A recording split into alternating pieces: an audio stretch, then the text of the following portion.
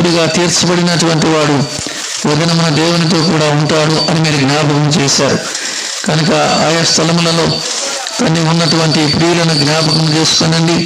దేవా కృప చూపించండి. ప్రతి ఒక్కరూ కూడి వచ్చుట ద్వారా తండ్రి ప్రభువా మీ అద్భుతమైనటువంటి ఆశీర్వాదకరమైనటువంటి మీటింగ్ మరి స్థలంలో జరుగుటకు సహాయం చేయండి. ఉదయకాల సమయంలో మరి భోజనం మనకు తండ్రి ప్రభా మరి మేము జనరల్ మీటింగ్ కలిగి ఉండడానికి భోజనం తర్వాత సహోదరుల కొరకు ఒక ప్రత్యేకమైన కూడిక కలిగి ఉండడానికి సహాయం చేయమని ప్రార్థన చేస్తూ ఉంటున్నాం. ఇచ్చిన మంచి వాతావరణం కొరకే వందనములు, స్తోత్రములు.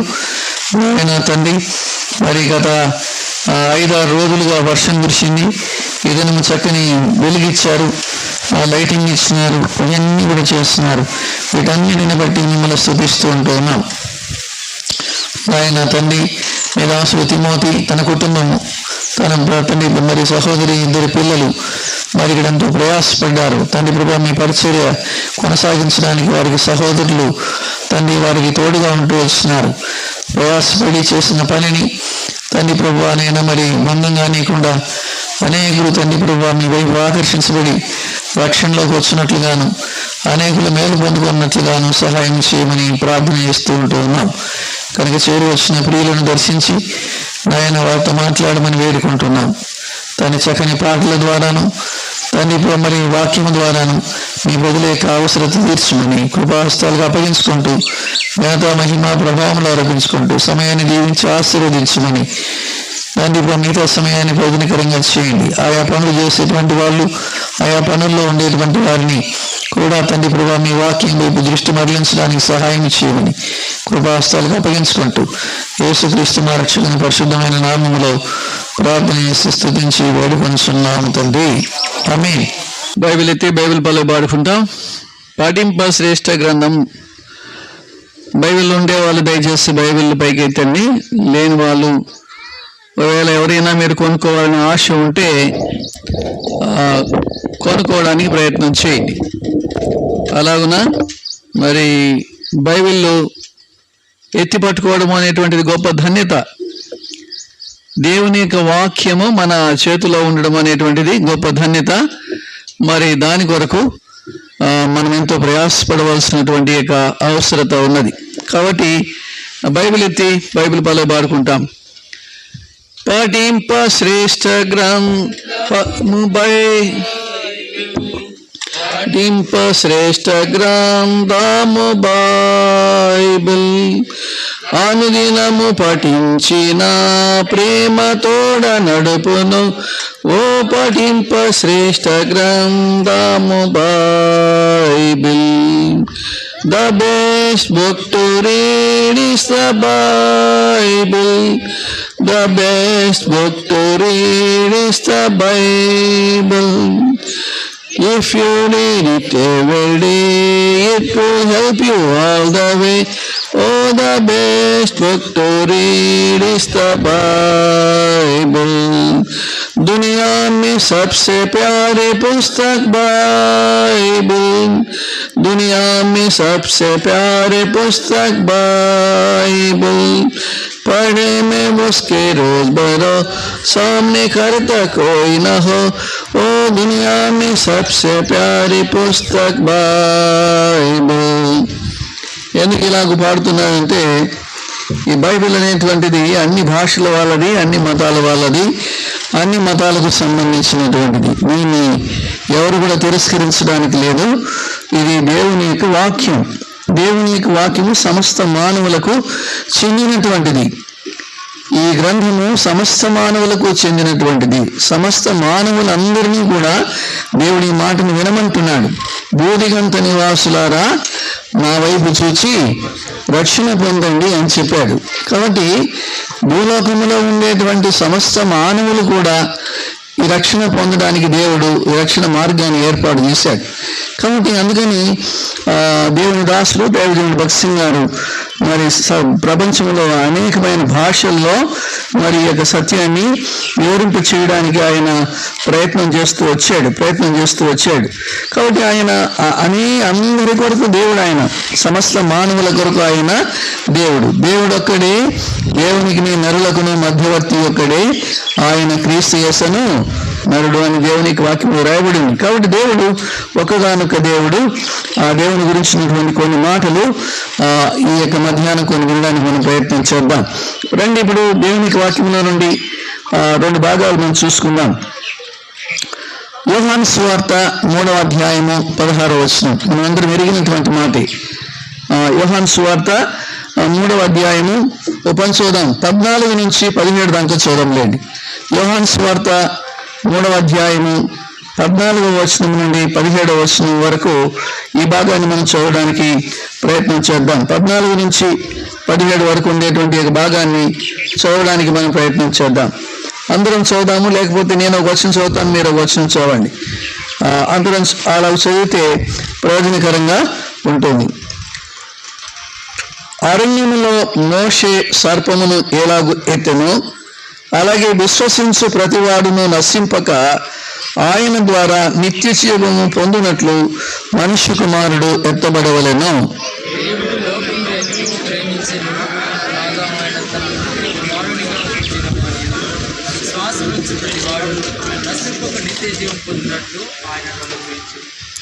పదిహేడవ వచనం చదువుతున్నాను. లోకము తన కుమారుని ద్వారా రక్షణ పొందుటకే గాని లోకమునకు తీర్పు తీర్చుటకు దేవుడు ఆయనను లోకములోనికి పంపలేదు. చాలు. అలాగే సంఖ్యాకాండంలో నుంచి ఒక భాగం చూద్దాం. సంఖ్యాకాండం 21వ అధ్యాయం. సంఖ్యాకాండము 21వ అధ్యాయం 4వ వచనం నుండి 9వ వచనం దాకా, అది కూడా మార్చి చూద్దాం. సంఖ్యాకాండము 21వ అధ్యాయము 4వ వచనం నుండి 9వ వచనం వరకు ఉన్న ఈ భాగాన్ని కూడా మనం అందరం చూద్దాం. మార్చి చూద్దాం. వారు ఏదోను దేశమును చుట్టిపోవలెనని హోరు కొండ నుండి ఎర్ర సముద్ర మార్గముగా సాగినప్పుడు మార్గాయాసము చేత జనుల ప్రాణము సొమ్మసిల్లెను.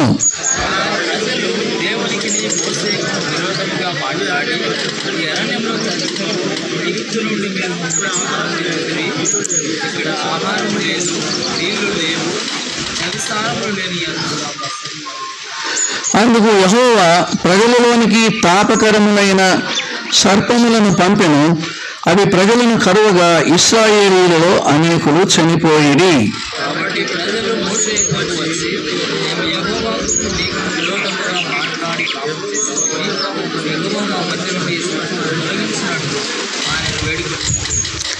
మోషే ప్రజల కొరకు ప్రార్థన చేయగా యెహోవా నీవు తాపకరమైన సర్పము వంటి ప్రతిమను చేయించి స్తంభము మీద పెట్టుము, అప్పుడు కరవబడిన ప్రతివాడును దాని వైపు చూసి బ్రతుకునని మోషేకు సెలవిచ్చెను.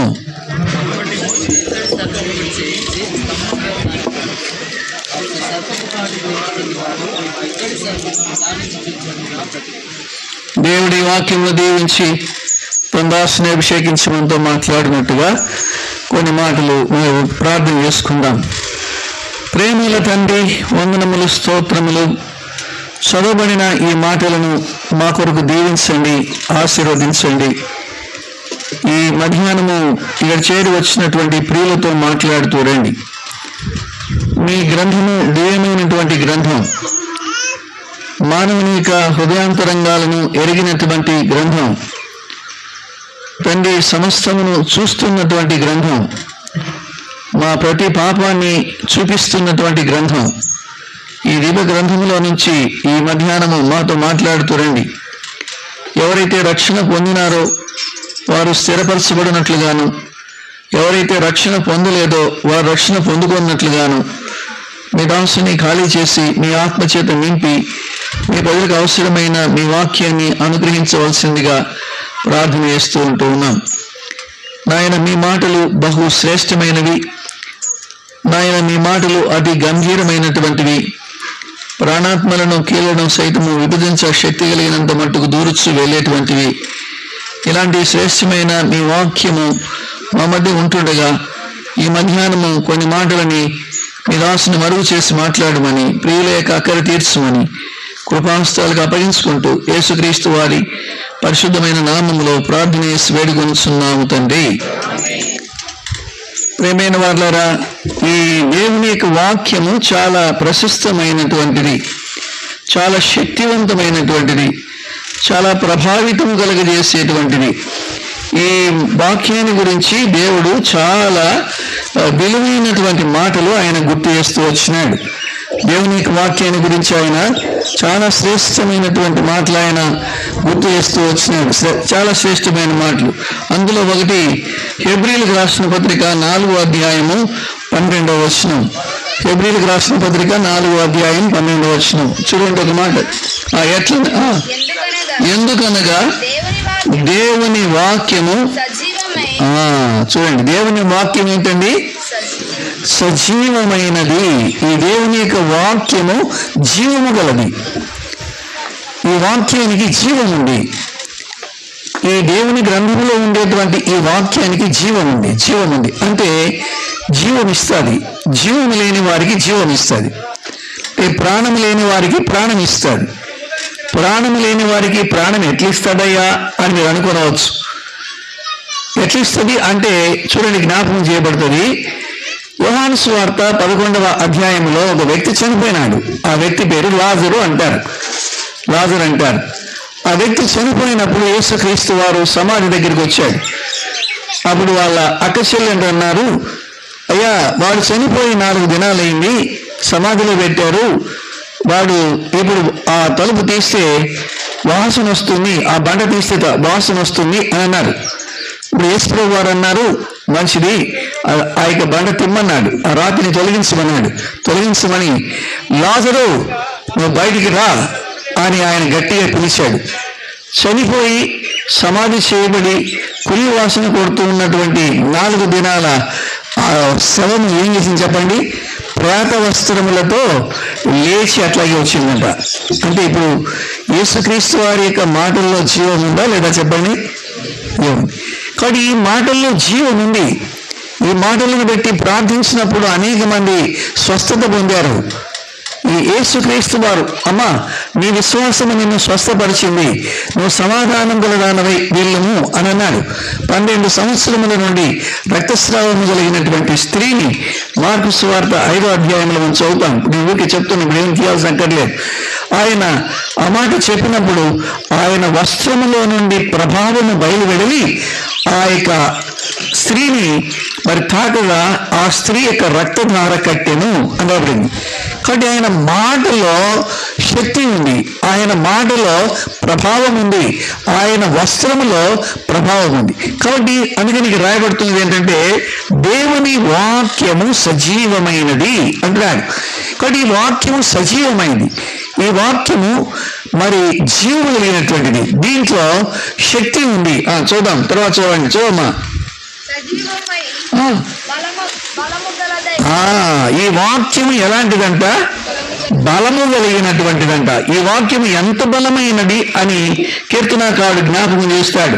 చూడండి ఎంత బలము కలిగినటువంటిదో ఆయన కీర్తన 29లో ఆయన గుర్తు చేస్తూ ఉంటున్నాడు. 29వ కీర్తన ఎవరైనా తీయండి. 29వ కీర్తన 5వ వచనం చూడండి. యెహోవా స్వరము దేవదారు వృక్షములను విరచును, యెహోవా లెబానోను దేవదారు వృక్షములను ముక్కలుగా విరుచును. ఎంత బలము కలిగింది ఈ వాక్యము అంటే, లెబానోనులో ఉండేటువంటి, లెబానోను అనేటువంటిది ఒక దేశం, లేకపోతే ఒక పర్వత ప్రాంతం. ఆ పర్వత ప్రాంతంలో చెట్లు చాలా బలము కలిగినటువంటిది. అంటే ఇప్పుడు మీ చెట్టు అది అంతలా కనపడుతుంది, కానీ ఆ చెట్లు ఎంతలా ఉంటాయంటే మనం ఇట్లా 6-7 మనుషులు పట్టుకొని చుట్టూ పట్టుకొని వస్తే కానీ అంత పెద్ద మరి మొద్దులు ఉంటాయన్నమాట. అంత పెద్దవి ఆకాశం అంత ఎత్తుండేటువంటి ఆ చెట్లు ఉంటాయి. ఇట్లాంటి చెట్లని విరిచేస్తుందంట. దేవుని యొక్క వాక్యం విరగొడుతుంది. అంటే అర్థం ఏంటంటే ఎంత బలమైనటువంటి, ఎంత మొండితనములో ఉండేటువంటి, ఎంత ఘోరమైనటువంటి పాపములో ఉండేటువంటి వారినైనా కూడా విరగొట్టగలిగిన శక్తి దేనికి ఉంది అంటే దేవుని యొక్క వాక్యానికి ఉంది. చాలా మంది మనలో ఇక్కడ మొండోళ్ళు ఉంటారు. ఎంత మొండోళ్ళు ఉంటారంటే ఎవరు చెప్పినా ఇంటోళ్ళు, ఎవరికి భయపడరు, ఎవరిని లెక్క పెట్టరు. ఇంత భయంకరమైనటువంటి మొండితనము, కఠినము కలిగినటువంటి వారిని కూడా ఆయనకి వాక్యం విరగొడతాది. ఆయన వాక్యము హంతకులను మార్చింది, నరహంతకులను మార్చింది. ఆయన యొక్క వాక్యము కఠినమైన హృదయాలు కలిగినటువంటి వారిని అది మార్చింది. కాబట్టి రెండవది, దేవుని యొక్క వాక్యము బలము కలిగినటువంటిది. దేవుని యొక్క వాక్యములో చాలా బలం ఉంది, చాలా బలం ఉంది. తర్వాత చదువమ్మా. రెండంచులు గల ఎటువంటి ఖడ్గము గంటను వాడిగా ఉండి అంటుంది. చాలు చూడండి, మూడోదాన్ని జ్ఞాపకం చేస్తా ఉన్నాడు. ఈ వాక్యం ఎలాంటిదంట? రెండంచుల ఖడ్గము వంటిది. ఖడ్గము వంటిది, ఖడ్గము వంటి. ఖడ్గం ఏం చేస్తుంది? నరికేస్తుంది. ఖడ్గం ఏం చేస్తుంది? అది ఎట్లాంటి పదులు కలిగినటువంటిది అని అంటే, అది ఎలాంటి పదులు కలిగిందో జ్ఞాపకం చేయబడుతూ ఉంటాను. చూడండి, చాలా పదులు కలిగినటువంటిది దేవుని యొక్క వాక్యం. అది దూసుకొని వెళ్ళిపోతుంది. ఎంతగా దూసుకొని వెళ్ళిపోతుంది అంటే, ఎవరు ప్రవేశించలేనటువంటి లోపలికి దూసుకొని పోతుంది. మానవుని యొక్క అంతరంగంలోకి వెళ్ళిపోతుంది. మానవుని యొక్క హృదయంలోనికి వెళ్ళిపోతుంది. అది మానవుల యొక్క హృదయాలని ఛేదిస్తుంది. చూడండి, అక్కడ రాయబడుతుంటుంది. చదువమ్మా, చదువు.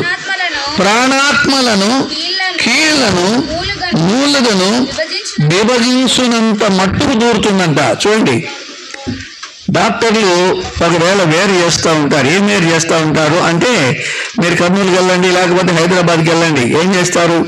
మొన్న కరోనాలో మనం చూసినాం, మన ఊపిరితిత్తులు పనిచేయలేదంటే బయట ఏం పెట్టినారు? ఆర్టిఫిషియల్ ఊపిరితిత్తులు పెట్టి చాలా కాలం బతికించినారు. చాలా మందిని బతికించినారు. మన ఊపిరితిత్తులు బయట పెట్టి బతికించగలుగుతారు, మన గుండె బయట పెట్టి బతికించగలుగుతారు, మన కిడ్నీలు బయట పెట్టి బతికించగలుగుతారు, ఎన్నెన్నో చేస్తారు. కానీ ప్రాణాన్ని, ఆత్మని కూడా చొచ్చుకొని పోయేటువంటి డాక్టర్ ఎవరు లేరు. ప్రాణాన్ని, ఆత్మను వేరు చేయగలిగినటువంటి డాక్టర్ ఈ ప్రపంచంలో ఎవరు లేరు. అది వాక్యం ఎలాంటిదంటే, ప్రాణాన్ని, ఆ యొక్క ఆత్మను కూడా వేరు చేయగలిగినంత శక్తి కలిగిన ఈ వాక్యం అంటే ఇది. ఈ వాక్యం చూడండి, ఏం చేస్తుంది? ఇది హృదయము యొక్క తలంపులను, ఆలోచనలను, అది హృదయంలో ఉండేటువంటి తలంపులు, ఆలోచనలు అన్నీ కూడా తెలిసి వాటిని మార్చేటువంటిది ఈ యొక్క వాక్యం. ఇంత శక్తి కలిగినటువంటి యొక్క వాక్యము ఇప్పుడు మన మధ్య ఉంది. ఈ వాక్యాన్ని మనం వింటూ ఉన్నాం. ఇప్పుడు మనం చదువుకున్నటువంటి యొక్క భాగంలో ఒక మాట జ్ఞాపకం చేయబడుతుంది. ఏం జ్ఞాపకం చేయబడుతుందంటే, దేవుని యొక్క అద్భుతమైన ప్రణాళిక ఎవరి పట్ల అంటే, మానవుని పట్ల ప్రణాళిక. మానవుని పట్ల ఎన్ని ప్రణాళికలు ఉన్నాయి చూడండి. మనం కూడా ఎన్నో ప్రణాళికలు వేసుకుంటూ ఉంటాము అని ఒక భక్తుడు జ్ఞాపకం చేస్తూ ఉన్నాడు. యాకోబు రాసినటువంటి పత్రికలో 4వ అధ్యాయంలో మనం ఎలాంటి ప్రణాళికలు వేసుకుంటూ ఉంటాము అని జ్ఞాపకం చేయబడుతూ ఉంది. రండి, యాకోబు రాసిన పత్రిక 4వ అధ్యాయం. మానవుడు ఎట్లా కనుక్కుంటున్నారంట? రండి, 13వ వచనం, 4వ అధ్యాయం 13వ వచనం చదువుమా. నేడైనను రేపైనను ఒకానొక పట్టణమునకు వెళ్ళి అక్కడ ఒక సంవత్సరము వ్యాపారము చేసి లాభము సంపాదించము రండని. అది మనం కూడా ప్రణాళిక వేస్తున్నాం కదా. ఏమైనా ప్రణాళిక వేస్తున్నాం? రేపో మొన్నాడో కర్నూలు పోదాం, మంచి వ్యాపారం పెట్టుకుందాం, బాగా సంపాదించుకుందాం, మన ఈ ఊరికి వద్దాం, మంచి మేడల మిద్దెలు కట్టుకుందాం, లేకపోతే పొలాలు కొనుక్కుందాం అని మనుషుడు ఎన్నో రకాలుగా ఆలోచన చేస్తూ ఉన్నాడు, ఎన్నో ప్రణాళికలు వేస్తున్నాడు. లేకపోతే మానవుడు అనుకుంటున్నాడు, ఇంటర్మీడియట్ అయిపోతుంది, అయిపోయిన తర్వాత నేను ఇంజనీరింగ్ చేస్తాను, ఇంజనీరింగ్ చేరిన తర్వాత మంచిగా మార్కులు తెచ్చుకుంటాను, అమెరికాకి వెళ్ళిపోతాను అనుకుంటున్నాడు చదువుకునే పిల్లాడు. లేకపోతే నేను బైపీసీ తీసుకుంటాను, బాగా చక్కగా చదువుకుంటాను, డాక్టర్ అయిపోతాను, కర్నూలులోనే ప్రాక్టీస్ పెడతాను అనుకుంటున్నాడు. మానవుడు కూడా ఎన్నో ప్రణాళికలు వేసుకుంటా ఉన్నాడు. రకరకాలైనటువంటి ప్రణాళికలు మానవుడు వేసుకుంటా ఉన్నాడు. కానీ మానవుల యొక్క ప్రణాళికలు అవి ఉంటాయో పోతాయో తెలియదు. ఎందుకు అంటే చదవండి, 14వ వచనం చదవండి. అక్కడే, రేపేమి సంభవించునో మీకు తెలియదు, మీ జీవం ఏపాటిది, మీరు కొంతసేపు కనబడి అంతలో మాయమైపోవు ఆవిరి వంటి వారే.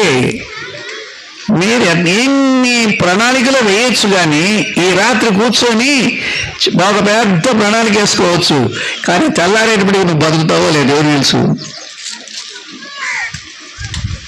నువ్వు చాలా పెద్ద ప్రణాళికలు వేయచ్చు.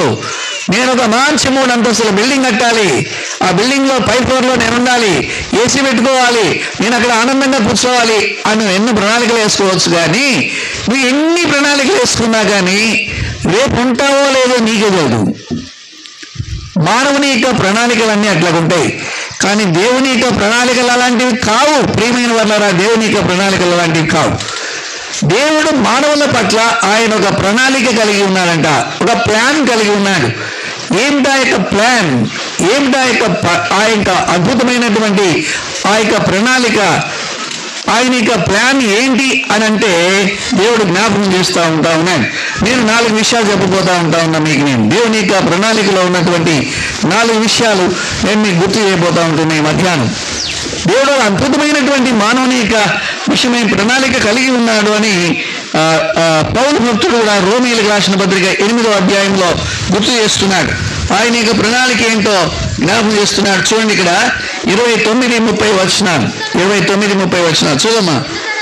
ఎందుకనగా తన కుమారుడు అనేక సహోదరులలో జ్యేష్ఠుడగునట్లు దేవుడు ఎవరిని ముందుగా ఎరిగెనో వారు తన కుమారునితో సారూప్యం గల వారగుటకు వారిని ముందుగా నిర్ణయించను. మరియు గుర్తుపెట్టుకోండి, ఈ మధ్యాహ్నం మాట్లాడుతున్నాడు, ఎవరిని నిర్ణయించను. ఈ మధ్యాహ్నం ఎవరు ఇక్కడ కూర్చున్నాలో వాళ్ళని ప్రభుత్తున్నాడు. దేవుని యొక్క నిర్ణయంలో మీరున్నారా అని అడుగుతున్నాడు. దేవుని యొక్క నిర్ణయంలో, దేవుని యొక్క ఉద్దేశంలో, దేవుని యొక్క తలంపులో. అర్థమైందా? ఇక్కడ కూర్చున్నారు, ఇప్పుడే సహోదరులు కూర్చున్నారు కదా, ఇన్ని ఉల్లిపాయలు తీసుకొచ్చి మేము పోయేటప్పుడు దారిలో బొద్దును తరుగుతూ ఉన్నారు. ఒకటి తీసి పక్కనేస్తున్నారు, ఒకటి తీసి మరి తరుగుతున్నారు. ఏం చెప్పండి, ఒకటి ఎందుకు తీసి పక్కనేస్తున్నారు? బాగలేదు అని. ఒకదాన్ని తీసి తరుగుతున్నారు, ఎందుకు బాగుంది అని. అర్థమైందా? దేవుడు నిన్ను అలాగూ ఏరి పక్కన పెడుతున్నాడు, ఏరి పక్కన పెడుతున్నాడు. లోకములో నుండి మిమ్మల్ని వేరు చేస్తా ఉన్నాడు. ఈ శకునాలలో చాలా మంది ఉన్నారు, ఎంతో మంది ఉన్నారు. ఈ గ్రామంలో ఎంతో మంది ప్రజలు ఉన్నారు, కానీ దేవుడు మిమ్మల్ని వేరుపరిచాడు.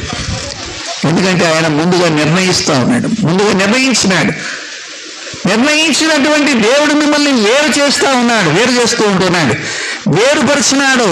మీరు ఆ యొక్క ఆ బేసిన్లో ఉండేటువంటి మంచివేవో చెడ్డవేవో అన్నట్టుగా మీరు వేరుపరిచినట్టుగా దేవుడు మిమ్మల్ని వేరుపరిచాడు, మిమ్మల్ని ప్రత్యేకపరిచాడు, మిమ్మల్ని వాళ్ళలో నుంచి బయటికి తీసుకుని వచ్చినాడు. అదే ఆ మాట జ్ఞాపకం చేస్తుంటున్నాడు.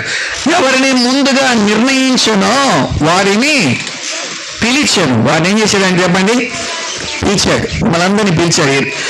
ఈ మధ్యాహ్నం చూడండి, గమనం చేయండి. ఈ ఊర్లో ఎంతమంది ఉన్నారు? ఎంతో మంది ఉన్నారు. ఈరోజు కూర్చున్నారు ఎంతమంది? మిమ్మల్ని పిలిచాడు, మీరు వచ్చి కూర్చున్నారు, ఆయన మాట విన్నారు, ఆయన పిలిచిన మాటకు మీరు లోబడ్డారు, విధేయం చూపించినారు, ఇక్కడికి వచ్చినారు. అయితే మీ విషయమై దేవుడు ఒక ప్రణాళిక కలిగి ఉన్నాడు. ఏమిటా ప్రణాళిక అని మీరు ఆలోచన చేస్తా ఉన్నారా? దేవుడు చెప్తున్నాడు. ఏం చెప్తున్నాడు చూడండి. పిలిచిన వాళ్ళు ఏం చేస్తారట? ఎవరిని పిలిచెనో వారిని నీతిమంతులుగా తీర్చెను. ఇక్కడ కూర్చున్న ప్రతి ఒక్కరిని కూడా నీతిమంతులుగా తీర్చాలా అన్న దేవునికి ఉద్దేశం.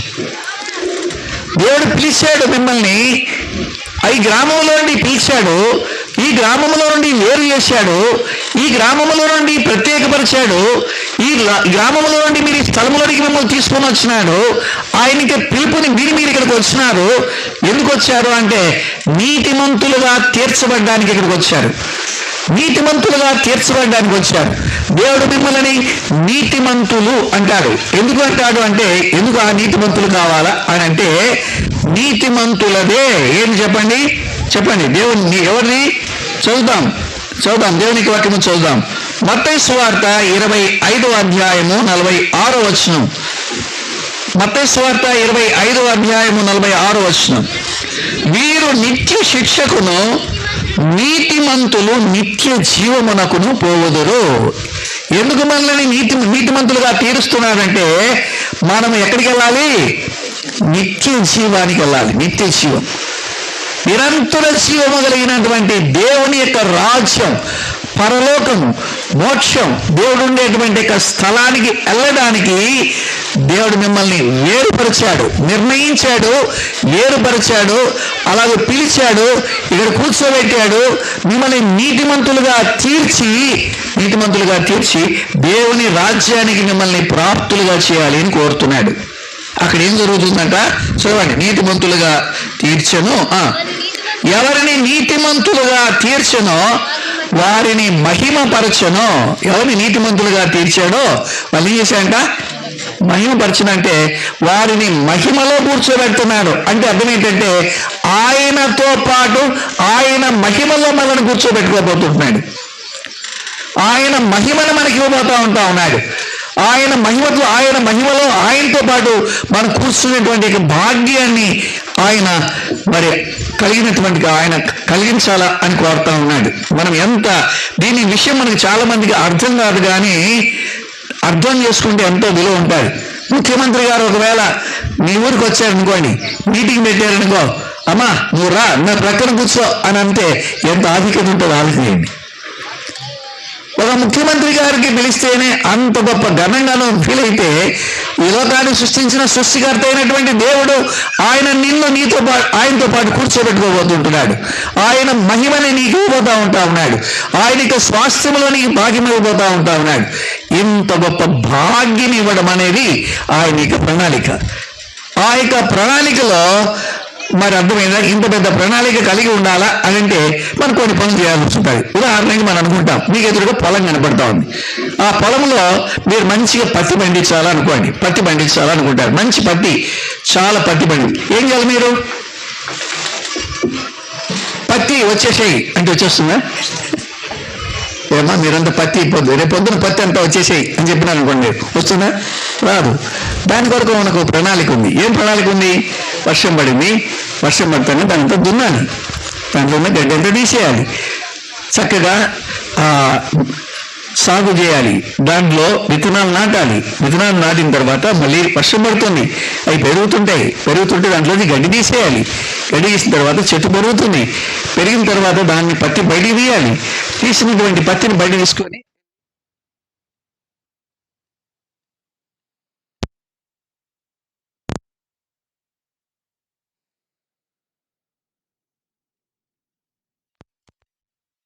పత్తి బయటికి రావాలి అంటే దానికి ఒక ప్రణాళిక ఉంది. ఏం ప్రణాళిక ఉంది? వర్షం వచ్చేదాకా ఆగాల, వచ్చిన తర్వాత దాన్ని దున్నాలా, దున్నిన తర్వాత దాన్ని విత్తనాలు వేయాలా, విత్తనాలు వేసిన తర్వాత దాంట్లోంచి మరి గడ్డి అవి తీసేయాలా, అవి చెట్లు ఎదిగిన తర్వాత పత్తి వస్తుంది, కాయ వస్తుంది, అదైనా పురుగు పడితే మందు కొట్టాలి, మందు కొట్టిన తర్వాత మరి పత్తి వస్తుంది, ఆ పత్తినంతా తీసుకెళ్ళి బయటికి వెళ్ళి అమ్ముకొచ్చుకోవాలి. ఇదంతా ఒక పెద్ద ప్రణాళిక.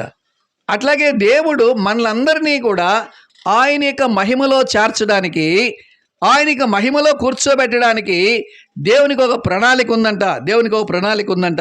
అదే దేవుడు జ్ఞాపకం చేస్తూ ఉన్నాడు. చూడండి, ఆ ప్రణాళిక దేవుని యొక్క ప్రేమను బట్టి జరుగుతూ ఉంది. అందుకని ఇక్కడ ఒక మాట రాశాడు, చదవండి. యోహాను సువార్త 3వ అధ్యాయం 16వ వచనంలో చూడండి, దేవుని యొక్క ప్రేమ ఏంటి ఇక్కడ వివరిస్తూ ఉన్నాడు. దేవుడు లోకమును ఎంతో ప్రేమించెను కాగా ఆయన తన అద్వితీయ కుమారునిగా పుట్టినవాని యందు విశ్వాసముంచు ప్రతివాడును నశింపక నిత్య జీవము పొందునట్లు ఆయనను అనుగ్రహించెను. ఇక్కడ ఒక మాట, చాలా మాట జ్ఞాపకం చేయబడుతూ ఉంది. ఒకటి ఏంటి అంటే ఇక్కడ ఒక మాట వ్రాయబడుతుంది. ఏం రాయబడుతుంది అని అంటే చూడండి, 16వ వచనంలో ఒక మాట రాయబడుతుంది. దేవుడు లోకమును ఎంతో ప్రేమించెను కాగా ఆయన తన అద్వితీయ కుమారునిగా పుట్టినవాని యందు విశ్వాసముంచు ప్రతివాడును నశింపక, ఏం పొందక చెప్పండి, నశింపకూడదు అంటే నాశనము కలగకుండా ఉండాలా అని. మానవునికి నాశనము కలగకుండా ఉండాలని అంటే మానవునికి నాశనం అనేది జరగకుండా ఉండాలా అని దేవుడు ఒక ప్రణాళికను ఏర్పాటు చేశాడు. దీంట్లో 4 భాగాలు ఉన్నాయి. ఒకటి ఏంటంటే పాపమును గూర్చిన సంగతి.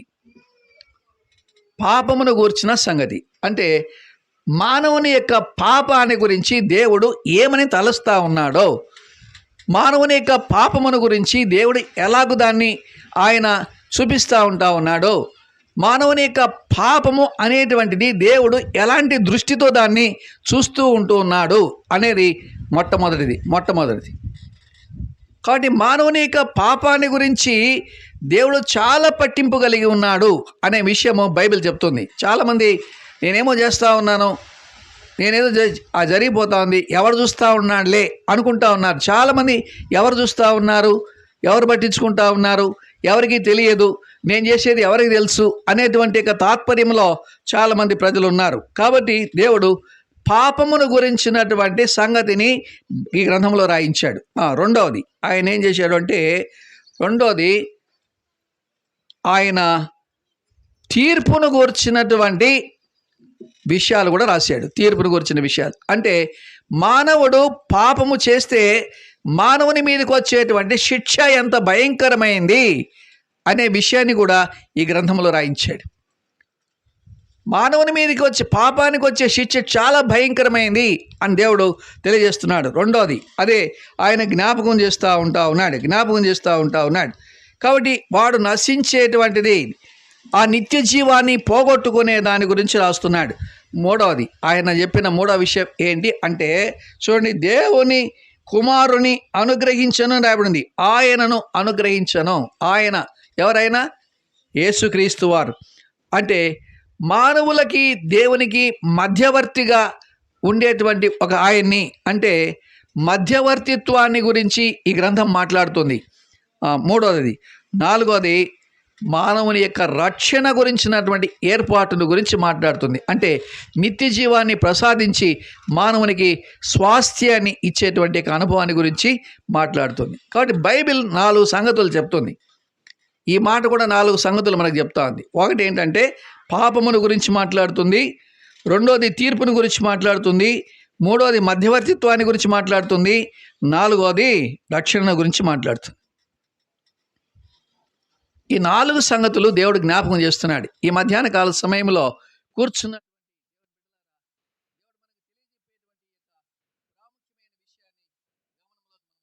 చూడండి, మానవుడు పాపాన్ని గురించి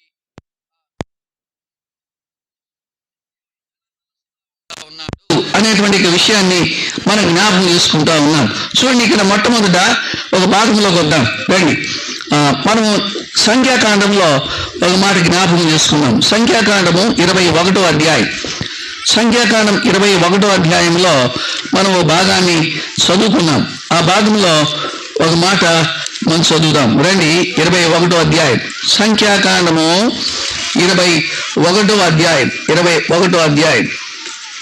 7వ వచనం చదవండి. 7వ వచనం. కాబట్టి ప్రజలు మోషే యొద్దకు వచ్చి, మేము యెహోవాకును నీకును విరోధముగా మాట్లాడి పాపము చేసితిమి. చాలు. చూడండి, ఇక్కడ ఒక మాట వాళ్ళు జ్ఞాపకం చేస్తూ ఉన్నారు. పాపము అనేటువంటిది దేవునికి వ్యతిరేకముగాను మనుషులకు వ్యతిరేకంగాను చేసేది అని దేవుడు గుర్తుపెట్టుకోండి. పాపం అనేటువంటిది 2 రకాలుగా మానవుడు చేసే అవకాశం ఉంది. ఒకటి దేవునికి వ్యతిరేకంగా చేస్తాడు, రెండోది మనుషులకు వ్యతిరేకంగా చేస్తాడు. అంటే అర్థమైంది. అంటే దేవునికి వ్యతిరేకంగా చేయడము అంటే దేవుని యొక్క ఆజ్ఞను తృణీకరించడం, దేవుడు చెప్పినటువంటి మాటని వినకపోవడం, దేవుని యొక్క మాటని లెక్క పెట్టకపోవడం, దేవుని యొక్క మాటని ఏమాత్రం కూడా ఖాతరు చేయకపోవడం.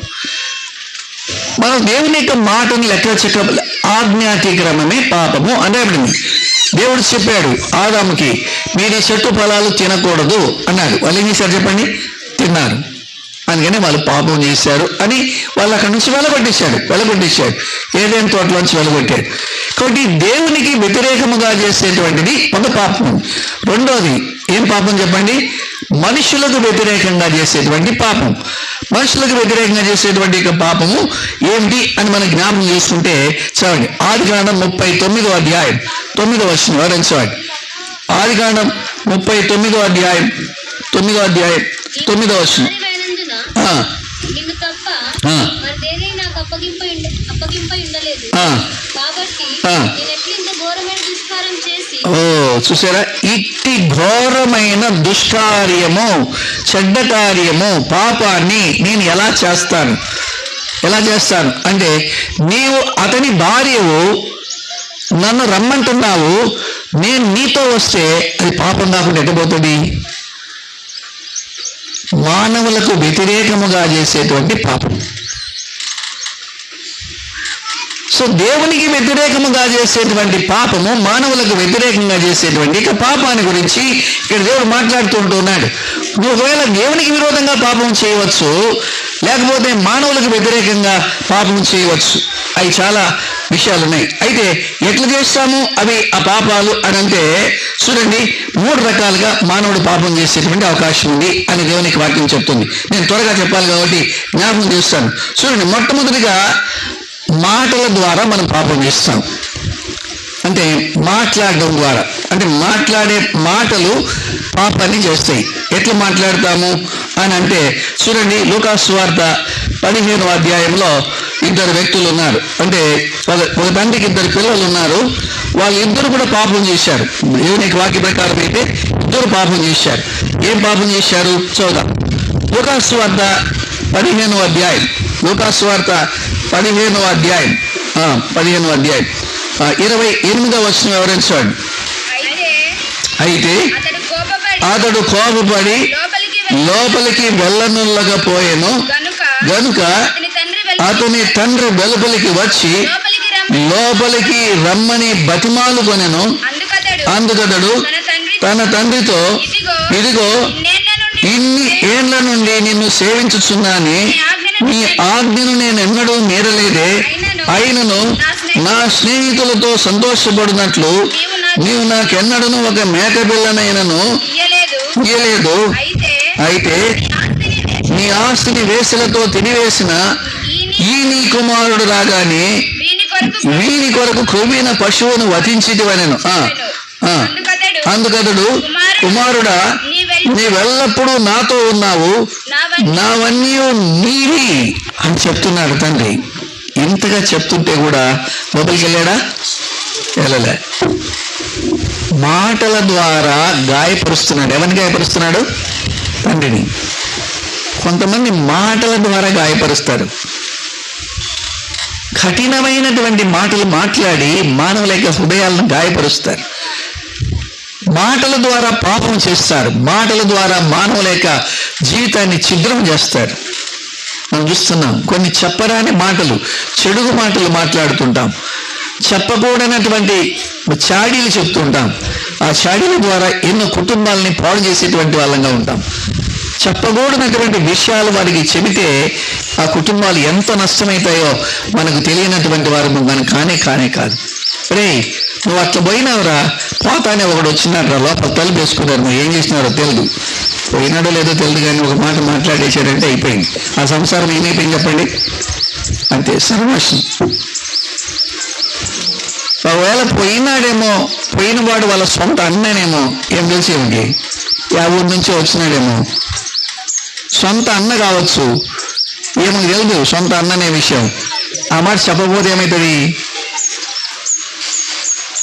కాబట్టి మానవుడు మాటల ద్వారా పాపము చేసి పాపాన్ని కట్టుకునేటువంటి వాడిగా ఉన్నాడు అని దేవుని యొక్క వాక్యము సెలవిస్తూ ఉంటా ఉంది. రెండోది, మానవుడు దేని ద్వారా పాపం చేస్తాడు అంటే క్రియల ద్వారా పాపం చేస్తాడు. చూడండి, లూకాసు సువార్త 15వ అధ్యాయం, లూకాసు సువార్త 15వ అధ్యాయం మనం చదువుకుంటాం. ఇక్కడ 13వ వచనం చూడండి. 13వ వచనం.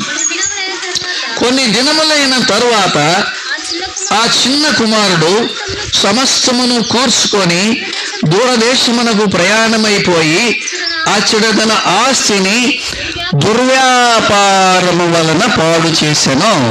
దుర్వ్యాపారము. ఈ దుర్వ్యాపారంలో అనేక రకములైన అలవాట్లు ఉన్నాయి. త్రాగుడుంది, జూదముంది, వ్యభిచారం ఉంది, అనేక రకములైన పాపాలు ఉన్నాయి. ఏవి చేయకూడదో అని చేశాడు వాడు. విస్తారమైనటువంటి ఆస్తిని అమ్మేశాడు, డబ్బులు చేతపట్టుకున్నాడు, తండ్రికి చాలా దూరంగా వెళ్ళిపోయాడు, చేయకూడని పనులన్నీ చేశాడు, అక్కడంతా పోగొట్టుకున్నాడు. రెండవది, మానవుడు క్రియ ద్వారా పాపం చేస్తాడు. మొట్టమొదట మానవుడు మాట ద్వారా పాపం చేశాడు, రెండోది క్రియ ద్వారా పాపం చేశాడు, మూడోది దేని ద్వారా పాపం చేస్తాడో దేవునికి వాక్యంలో మనం చూద్దాం. రండి, కొరింథీయులకు రాసిన 2వ పత్రిక 7వ అధ్యాయము, 2వ పత్రిక 7వ అధ్యాయం 1వ వచనం. ప్రియులారా, మనకు ఈ వాగ్దానములు ఉన్నవి గనుక దేవుని భయముతో పరిశుద్ధతను సంపూర్తి చేసుకొనుచు శరీరమునకును ఆత్మకును కలిగిన సమస్త కల్మషము నుండి, దేనికంటే ఆ శరీరమునకును, మూడో దేని కూడా పాపం చేస్తాడు, ఆత్మలో కూడా పాపం చేస్తాడు. మానవుని యొక్క ఆత్మలో కూడా పాపం చేస్తాడు. మానవుడు పాపము చేసేటువంటి విధానాన్ని దేవుడు గుర్తు చేస్తున్నాడు. మానవుడు మాటల ద్వారా పాపం చేశాడు, మానవుడు క్రియల ద్వారా పాపం చేశాడు, మానవుడు ఆత్మలో కూడా పాపం చేశాడు.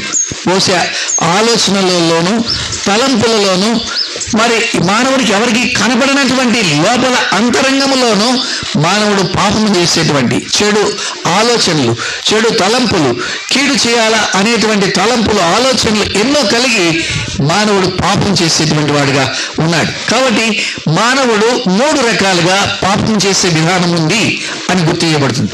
అయితే ఇవన్నీ చేశాను కానీ ఎవడు చూశాడు? ఇది మానవ తలంపు, అంతే కదా. చాలా మంది ఈ లోకంలో మీరు పోయినా అడగండి, అయ్యా ఎందుకు ఈ పని ఎవడు చూశాడు? నువ్వు చూసావా? మనం ఏం చెప్పినా కానీ నువ్వు చూసావా అంటాడు. అయ్యా ఈ పనులు చేస్తే నరకానికి పోతావంటే నువ్వు చూసి వచ్చినావా నరకాన్ని అంటాడు. చాలా మంది అనుకుంటున్నారు, ఎవరు చూశాడు ఇవన్నీ, ఎవరు చేశారు ఇవన్నీ అని అనుకుంటా ఉన్నాడు. అయితే దేవుడు వీటిని, అంటే నువ్వు మాటల ద్వారా, క్రియల ద్వారా, తలంపుల ద్వారా, లేకపోతే ఆత్మ ద్వారా చేసేటువంటి వీటిని దేవుడు 5 రకాలుగా రికార్డు చేస్తున్నాడంట. గుర్తుపెట్టుకోండి, రికార్డు చేస్తున్నాడు. అంటే రికార్డు చేస్తాడంటే అర్థం ఏంటి? మనం టెలిఫోన్లో మనం రికార్డు చేస్తాం, రికార్డు చేసి ఏం చేయొచ్చు, మళ్ళీ వినొచ్చు. అంటే అర్థం ఏంటంటే నువ్వు పోయినప్పుడు నీకు వినిపిస్తాడు. శకునాల గ్రామములో పలాని ఇంటిలో పలాని దినమున ఇన్ని గంటలకి నీవు మాట్లాడిన ఈ మాట ఇదిగో అని చూపించడానికి ఆయన రికార్డ్ చేస్తున్నాడు. గుర్తుపెట్టుకోండి, మానవుడు చేసే పాపమాన్ని దేవుడిని సులభంగా వదిలిపెట్టడం లేదు. దేవుడు ఎలాగ రికార్డ్ చేస్తూ ఉన్నాడో నేను మీకు గుర్తు చేస్తాను. రండి, ఇర్మియా గ్రంథం 17వ అధ్యాయం 2వ వచనం చూడండి. ఇర్మియా గ్రంథము 17వ అధ్యాయము 2వ వచనాన్ని ఎవరైనా చదవమ్మా. ఇర్మియా గ్రంథము 17వ అధ్యాయము 2వ వచనం. యూదా పాపము ఇనుప గంటముతో వ్రాయబడి ఉన్నది, అది వజ్రపు మొనతో లిఖించబడి ఉన్నది, అది వారి హృదయములనడి పలకల మీద చెక్కబడి ఉన్నది, మీ బలిపీఠముల కొమ్ముల మీదను చెక్కబడి ఉన్నది. గుర్తుపెట్టుకోండి, ఎట్లా రాసి పెట్టాడంట? ఇనుప గంటము తీసుకొని వజ్రపు మొనతో రాశాడట, హృదయముల మీద రాసి పెట్టాడట. ఇంకా పోతుంది, పుడిస్తే పోయేది కాదు. బండ మీద మన వాళ్ళు కొంతమంది వేసింటారు, మీ దగ్గర ఏమంటారో మొదలు, కానీ మా కడప జిల్లా దాన్ని బారా కట్టే అంటారు. మీ దగ్గర అదే అంటారా? కొంతమంది గీసి పెట్టింటారు, పులి మేక ఆట ఆడుకుంటుంటారు అన్నమాట, బారా కట్ట అంటారు, అంతే కదా. అది పోతుందా? మళ్ళీ పోతుందా? పోదు. అంతే, ఆ బండ మీద వేసింది బండ మీద ఎట్లా ఉంటుందో నీ హృదయం మీద అట్లా గీసి అట్లా భద్రంగా వేసి పెట్టేసి ఉంటాడు ఆయన. దేవునికి వాక్యం చెప్తుంది, నువ్వు మాట ద్వారా ఎలాంటి పాపం చేశావో, క్రియ ద్వారా ఎలాంటి పాపం చేశావో, ఆత్మలో ఎలాంటి పాపం చేశావో దానంతటి అంత క్లియర్గా గీసి పెట్టి భద్రంగా ఫలాని టైం, ఫలాని విధంగా మాట్లాడింది, ఫలాని విధంగా చేసింది, ఫలాని విధంగా మరి ప్రవర్తించినారు అనేటువంటి యొక్క క్రియని ఆయన చాలా క్లియర్గా అలా గినుప గంటముతో రాసి పెట్టి ఉన్నాడు అని రాసి పెడుతున్నాడు. కాబట్టి దేవుడు అలా సులభంగా మానవుని యొక్క పాపాన్ని చూసి చూడనట్టుగా ఉండడు. దేవుడు పాపాన్ని, ఈ లోకములో పాపాన్ని దేవుడు చూసి చూడనట్టుగా ఉండడు. గమనం చేయండి, సర్వలోకములో ఉండేటువంటి ప్రతి మానవుని యొక్క పాపాన్ని ఆయన లిఖిస్తూ ఉంటున్నాడు. ఆయన చూసి చూడనట్టుగా ఆయన ఏమాత్రం కూడా ఉండనే ఉండాడు. కాబట్టి ఆయన జ్ఞాపకం చేస్తూ ఉన్నాడు. రెండవది మనం జ్ఞాపకం చేసుకున్నాం. చూడండి, యోబు గ్రంథం 20వ అధ్యాయం, యోబు గ్రంథం 20వ అధ్యాయం 27వ వచనం. యోబు గ్రంథము 20వ అధ్యాయము 27వ వచనం.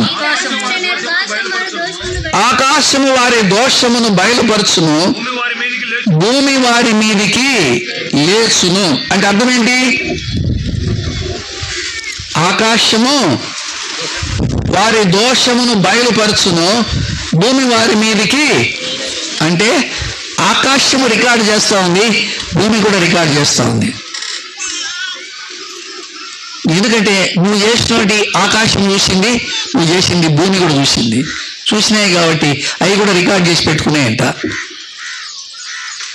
దేవుడు అడుగుతాడు, ఒకవేళ ఎవరు చూడనే లేదనుకుంటే, ఎవ్వరు లేరు ఇంట్లో, ఎవ్వరు చూడలేదు అనుకుంటారు అనుకోండి, ఆకాశమా నువ్వు చూసావు కదా, చూడండి ఆకాశమా నువ్వు చూసావు కదా, ఒకసారి బయలుపరిచే సంగతి అంతా అంటా ఉన్నాడు దేవుడు.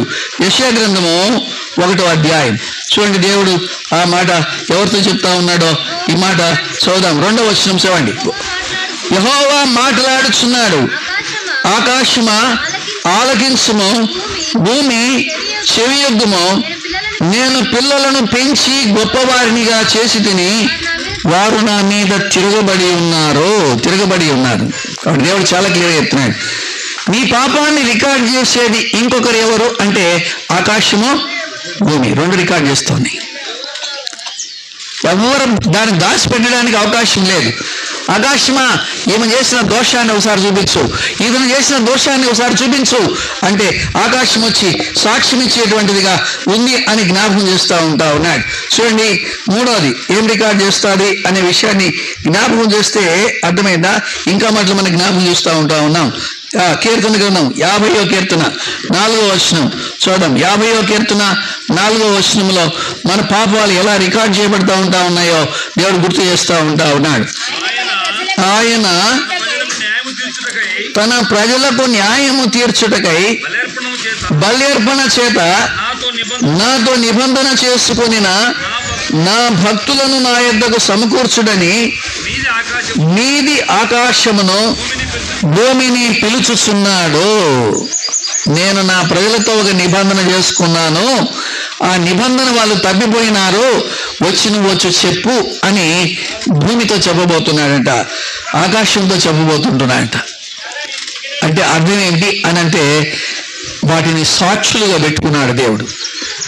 మూడోది సాక్షులు. ఆయన ఒకటి రికార్డ్ చేశాడు, రెండోది రికార్డ్ చేశాడు, మూడోది సాక్షులను పెట్టుకున్నాడు. నాలుగోది మనం చూద్దాం రండి. ప్రకటన గ్రంథము 20వ అధ్యాయం. ఇప్పుడు మనకి ఎన్ని అయిపోయినాయమ్మా? 3 అయిపోయినాయా? 4వది రండి చూద్దాం. ప్రకటన గ్రంథం 20వ అధ్యాయం 12వ వచనం. గొప్పవారేమి వృద్ధులైన వారందరూ ఆ సింహాసనం ఎదుట నిలువబడినట్టు చూచితిని. అప్పుడు గ్రంథములు విప్పబడెను మరియు జీవ గ్రంథమును వేరొక గ్రంథము విప్పబడెను. ఆ గ్రంథముల యందు అంటే దేవుడు ఏం చేస్తున్నాడు? ఎవరికి ఒక గ్రంథం పెట్టాడు. నాకు ఒకటి పెట్టాడు, నీకు ఒకటి పెట్టాడు, ప్రతి మనిషికి ఒకటి గ్రంథం పెట్టాడు. దాంట్లో నువ్వు ఏం చేసినావో ప్రతిదీ రాస్తా ఉన్నాడు. నువ్వు మంచి చేసినా చెడు చేసినా ఏం చేసినా వాటి ఫలితాన్ని మనం అనుభవించాలా అని నువ్వు చేసిన ప్రతి పని రాసి పెడుతున్నాడంట. చూడండి, దేవునికి వాక్యం చదువుకుంటాం. కొరింథీయులకు రాసినటువంటి 2వ పత్రిక 5వ అధ్యాయం. మనం వీటన్నిటి గురించి ఒక దినమున దేవునికి లెక్క చెప్పాలి అని దేవుడు వాటన్నిటినీ రికార్డు చేస్తూ ఉన్నాడు. వాటన్నిటినీ కూడా ఆయన 10వ వచనం చదవండి. 5వ అధ్యాయం. ఎందుకనగా తాను జరిగించిన క్రియల చొప్పున అవి మంచివైనను సరే చెడ్డవైనను సరే దేహముతో చేసిన వాటి ఫలమును ప్రతి వాడును పొందునట్లు. చూసారా ఏంటండి? మంచివైనా సరే చెడ్డవైనా సరే దేహముతో చేసిన వాటి ఫలం మనం ప్రతి ఒక్కరము పొందు నిమిత్తమై దేవుడు వాటన్నిటిని రాసి పెడతా ఉన్నాడు. రాసి పెడతా ఉన్నాడు. అంటే దేవుడు పాపాన్ని అంత తేలిగ్గా తీసుకోవడం లేదు, చూసి చూడనట్టుగా ఉండడం లేదు. మనం అంటాం కదా, వాడి పిల్లోడు రా, వాడు కొంచెం చూసి చూడనట్టు బాగుంటారా, పర్వాలేదు, ఏంది వాడిని అంతగా పట్టించుకుంటాడు మీరు అని ఒకవేళ అనుకోవచ్చు.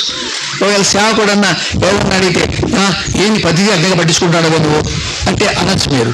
సేవకుడన్నా పట్టించుకున్నా, సేవకుడన్నా పట్టించుకోకపోయినా, అమ్మ పట్టించుకున్నా, అమ్మ పట్టించుకోకపోయినా, అయ్యే పట్టించుకున్నా, అయ్యే పట్టించుకోకపోయినా పట్టించుకునే ఆయన ఒక ఆయన ఉన్నాడు. చెప్పండి ఎవరు? ప్రతిదీ రికార్డ్ చేస్తా ఉన్నాడు, ప్రతిదీ రాసి పెడతా ఉన్నాడు, వాటన్నిటి గురించి తీర్పు తీర్చడానికి. చూడండి, మనం 3 రకాలుగా పాపం చేస్తామంట, ఆయన 5 రకాలుగా రికార్డ్ చేస్తున్నాడు. వాటిని 5 రకాలుగా రికార్డ్ చేస్తున్నాడు. ఇంకోటి ఎక్కడ రికార్డ్ చేస్తున్నాడు? 4 అయింది, 5వది రండి చూద్దాం దేన్ని రికార్డ్ చేస్తా ఉన్నాడో రాసుకుంటాడు. మనం చూద్దాం. యోహాను రాసిన మొదటి పత్రిక 3వ అధ్యాయం 19-20 వచనాలు చూడండి. ఇందువలన మనము సత్య సంబంధులమని ఎరుగుదుము, దేవుడు మన హృదయం కంటే అధికుడై సమస్తమును ఎరిగి ఉన్నాడు గనుక మన హృదయము ఏ ఏ విషయములలో మన యందు దోషారోపణ చేయునో, మన హృదయము ఏ ఏ విషయముల యందు దోషారోపణ చేయునో. ఏం చేస్తే దోషారోపణ? మనస్సాక్షి. మన మనస్సాక్షి మీద రాసి పెడుతున్నాడు. నీ మనస్సాక్షి చెప్తుంది ఆ దినము. ఏం చెప్తుంది అంటే, అవును కదా, నువ్వు చేసేది తప్పు, ఎవ్వరు లేరు అక్కడ, ఎవ్వరు లేరు. మనం ఎట్లుంటామంటే, ఏమనుకోవద్దు, మిమ్మల్ని అంటున్నా అనుకోవద్దమ్మా, మిమ్మల్ని ఎవ్వరు లేడు. ఎంత పనికి మనం పని చేస్తామంటే, అంత కట్టెపిల్ల పొయ్యిలో పెడితే మంట మండుతుంది, అది కూడా పక్కింటి వాళ్ళు ఎత్తుకుని పోతుంటాం. నీ కట్టెపిల్లలు ఎక్కడ దొరకవా? వాడు పాపం ఎక్కడి నుంచి కలుసుకొని తీసుకుంటే అక్కడ పెట్టుకుని ఇట్లా చూసి ఆమె ఇంట్లో లోపల ఏమన్నా పని చేసుకుంటుంది లేని ఒక్కటి చేత పెట్టుకొని పోతాం. కట్టె పుల్లల కోసం పాపం చేసేవాళ్ళు చాలా మంది ఉన్నారు. అర్థమైందా? అట్ట చూసి వాని పొలంలో ఉన్న జొనకంకి ఎందుకు పీకాలి? మీ పొలంలో లేవా జొనకంకులు? నువ్వు తినాలనిపిస్తే వాని పొలంలో ఉన్న జొనకంకి పీక్కొని ఏం పీక్కొని పోతాడని అడిగినాడు. ఏమి ఒక కంకి పీక్కొని తింటే నీకు నష్టం అవుతారంట. మళ్ళీ పైగా నీ చేలు లేవా జొనకంకులు? ప్రేమైన వాళ్ళకి జ్ఞాపకం చేసుకొని మానవుడు చేసే ప్రతి పనిని దేవుడు రికార్డ్ చేస్తూ ఉన్నాడు. ప్రతి పనిని రికార్డ్ చేస్తూ ఉన్నాడు. మానవుడు తప్పించుకోలేడు, నేను తప్పించుకోలేను, మీరు తప్పించుకోలేరు, ఎవరు తప్పించుకోలేరు. మనము మాట్లాడిన ప్రతి మాట లెక్కలోకి వస్తుంది, మనము చేసిన ప్రతి క్రియ లెక్కలోకి వస్తుంది, మనము ఆలోచించిన ప్రతి ఆలోచన లెక్కలోకి వస్తుంది. వీటన్నిటిని ఆయన రికార్డ్ చేస్తూ ఉన్నాడు. మానవ యొక్క పాపముల గురించి దేవుడు ఇంత పట్టింపు కలిగిన వాడుగా ఉన్నాడు. పాపం విషయమై అందుకని ఈ మధ్యాహ్నం ఆయన మాట్లాడుతూ ఉన్నాడు. దీన్ని ఏమంటారంటే, పాపమును గూర్చిన సంగతి బైబిల్లో చాలా వివరంగా రాసింది.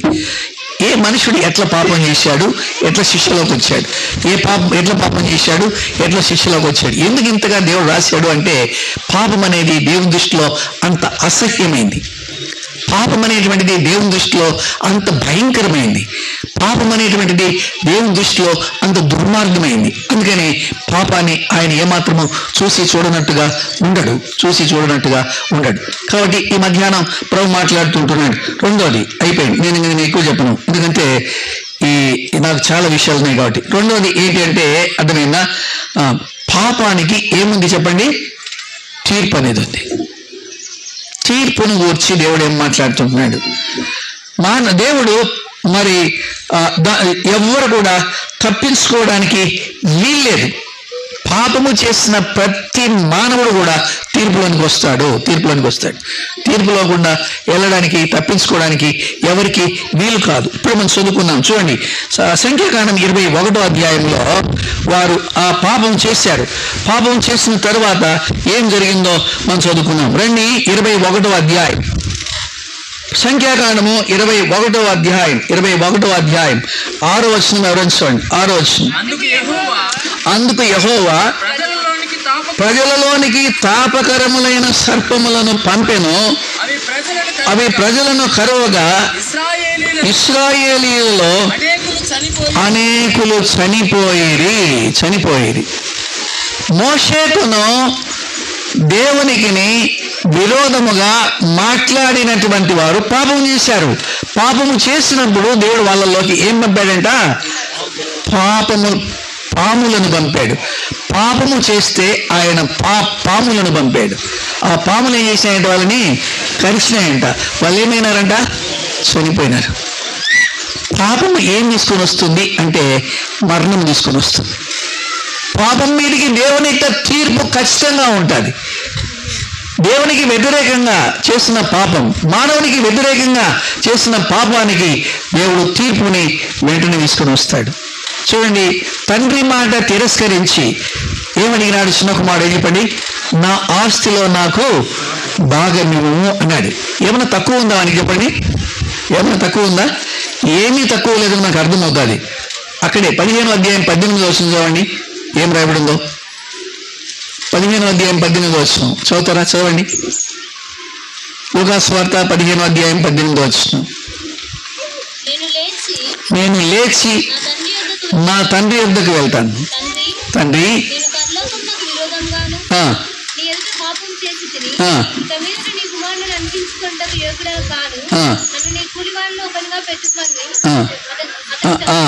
అంతకంటే ముందు వచ్చిన చదువు 17 చదువు.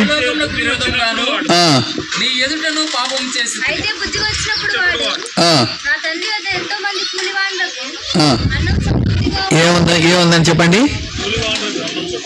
తన ఇంటిలో కూలోళ్ళకే సమృద్ధిగా ఉందంట. ఎవరికండి?